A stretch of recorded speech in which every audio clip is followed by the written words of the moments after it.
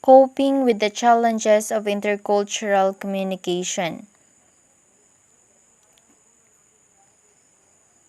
It has become a widespread notion that speakers use different languages result of intercultural miscommunication and misunderstanding.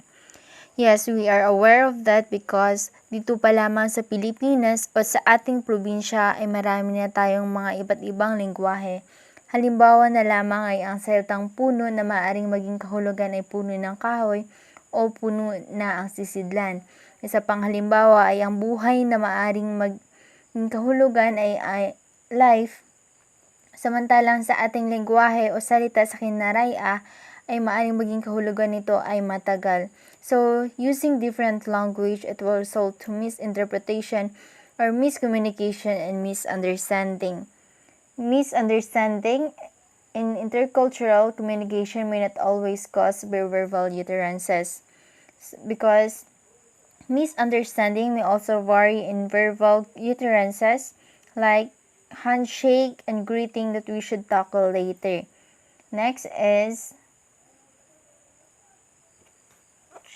when we are communicating with people who are very different from us, it is very difficult to know how to draw inferences about what they mean. And so it is impossible to defend and share knowledge and background of the confidence in our interpretation. Because sometimes when we communicate with other people that we don't have knowledge and background of what they mean, it find difficult for us to understand or interpret what they really mean. Next, English is a global lingua franca.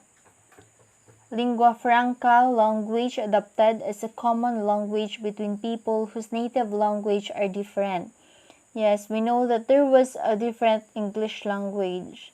There are French language, English, American English, and also in our own version, the Taglish, that we, the Filipino, was easy to interpret or understand when we communicate with the use of English with that version. Next is lingua franca is declared the official working language of the Asian because English language that the people use to communicate in different countries or in different people in our world. Because in that language, we are easy to understand what or communicate with each other. Next is intercultural communication is not limited to verbal communication. Non-verbal communication like handshake, bowing, or eye contact also differs between groups. Thus, misunderstanding may also occur due to misinterpretation of non-verbal cues. Next, handshake.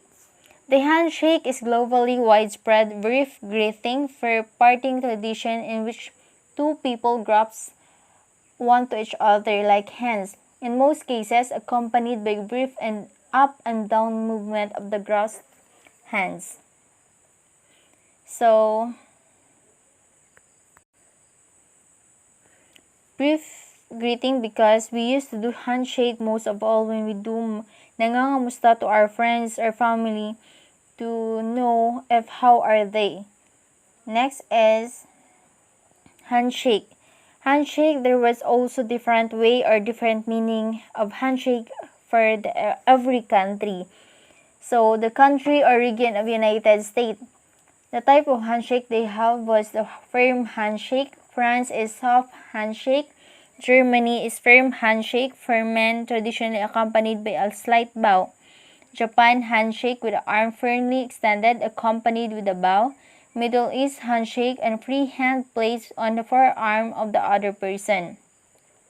Next, greetings. It's an act of communication in which human beings intentionally make their presence known to each other to show attention and to suggest a type of relationship between individuals or groups of people coming in contact with each other. So, some greeting we used to do when we see our friends or family or people we know, we used to greet hi, hello, good morning, good day, or whatsoever that show values to the other people. Next is, so this is the example of German bow. Another example is Japanese bow. So in this picture, we can see that this is the way of the Japanese do their bow or greetings.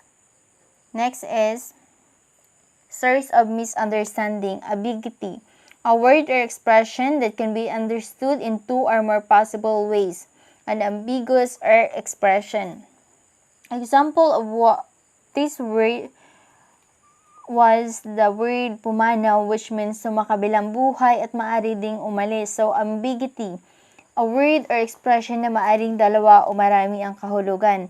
Next is slip of the tongue and mishearing, which may due to your utterance spoken quickly and unclearly. So, dito naman ay ang pamamaraan ng pagsasalita o maling pagkakahinig is one of the source of misunderstanding. Next is language-related misunderstanding. Ungrammatically of sentences. Nakapagdulot din ang maling pagkakonstruct ng grammar o sentence in misunderstanding dahil sa naging iba ang meaning sa paraan ng pag-construct ng grammar o sentences. Next is gaps in word knowledge.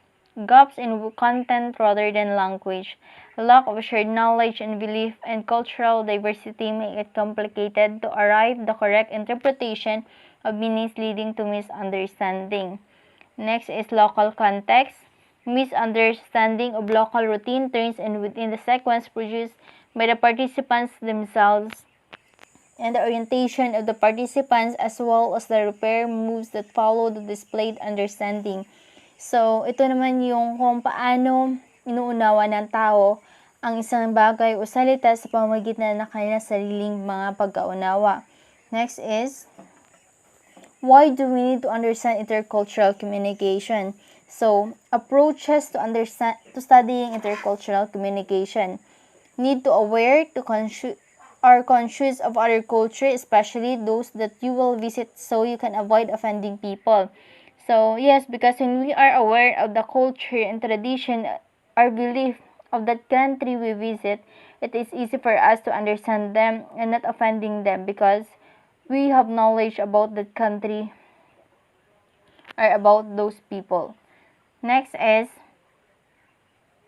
due to misinterpretation and miscommunication.